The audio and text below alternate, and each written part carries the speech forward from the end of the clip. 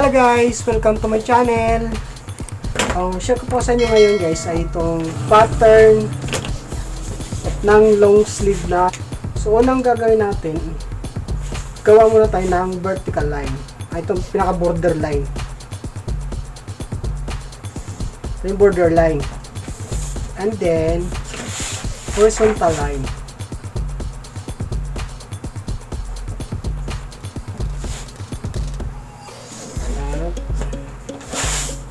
Natin. Tapos ilagay na natin yung mga level ng bawat measure. So dito, ito yung neckline sa back, 3/4 lang, 3/4 ng gawin is pwede yan. Ito yung sa arm, sa neck hole guys ha. Ito sa neckline ng back, tapos sa front ay 3.5 neckline, and then sa armhole 9.5 mula doon sa borderline, and then sa chest 10.5, and then sa figure nya yung gitna sa waistline nya ay 15.5. Yung length nung damit 26 inches. Pag nalagay na natin yan, guguhitan na natin para ilagay na mata natin ang mga measurement. Ito dito sa front, ito sa back, neckline, and then ito sa armhole, and then sa chest.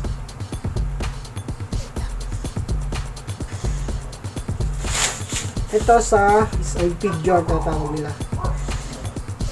Then ito naman yung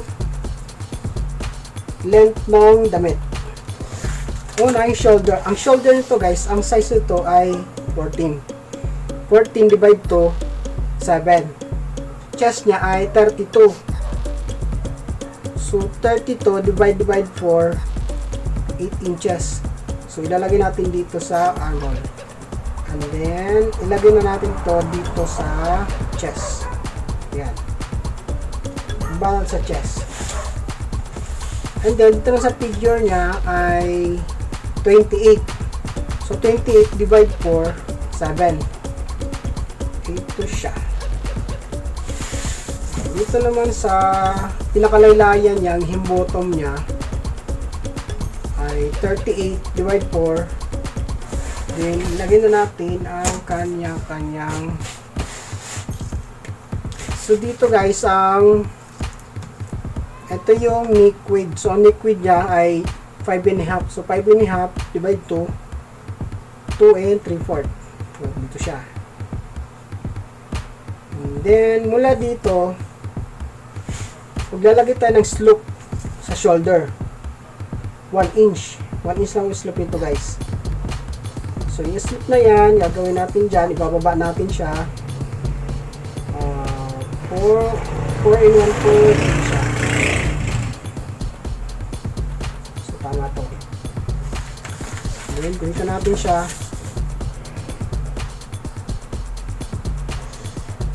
Yan ay slip ng shoulder. Mula naman dyan, magda-down tayo ng 1 inch. Para sa front and back. Ayan. So, ang sukat nito ay 4 in 1.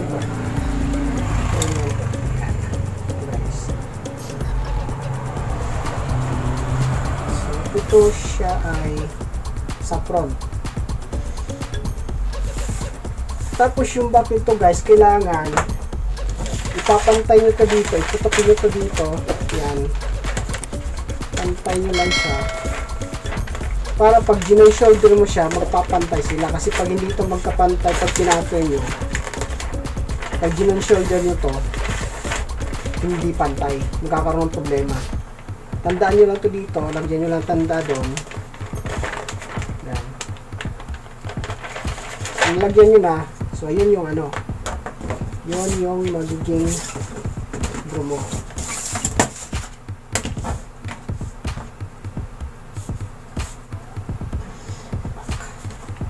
Hanggang dyan siya guys. Tapos, lagyan na natin yung neckline, neck hole. Ito yung sa front. Ito naman yung sa back.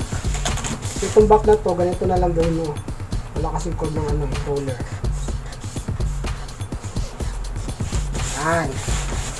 And then sa armhole.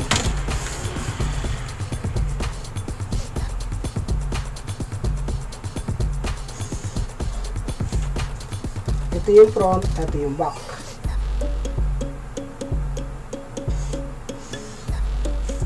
Yan.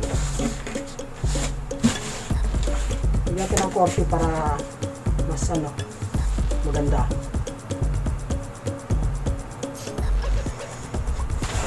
Yung laylayan nito, amboy siya. May korte siyang pabilog. Sumunod dito, akyat tayo ng 2 inches doon. Lagay ka 2 inches dito. Yan. Ayan yun. So, ang naging body, yung korte nito ganyan.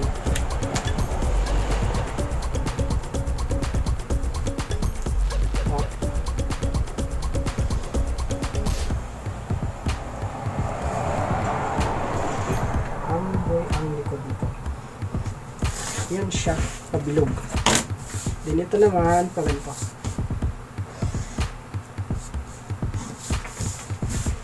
Yan, ito na yung front. And then, yung back nito guys, kasi may pleats ito sa likod. So, didiretso na natin to. Ito na lang para mas clear. Mula dyan, diretso na yan.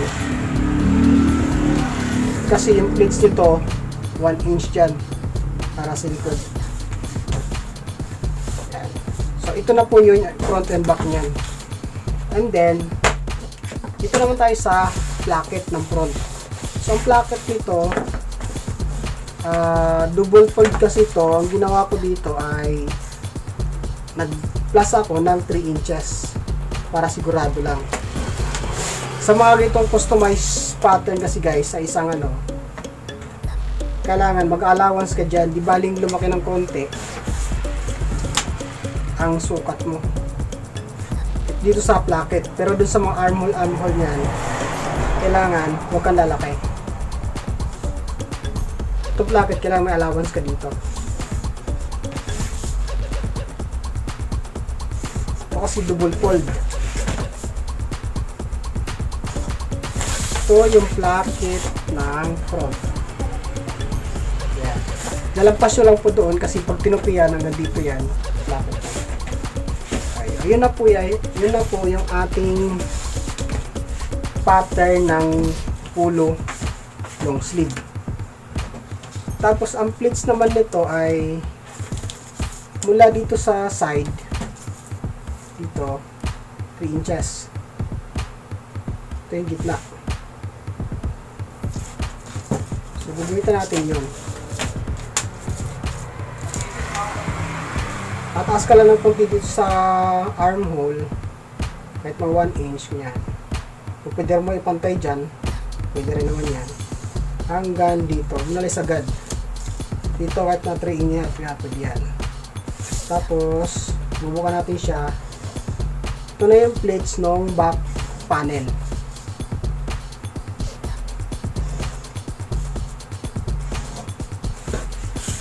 Yan na po yung ating pattern.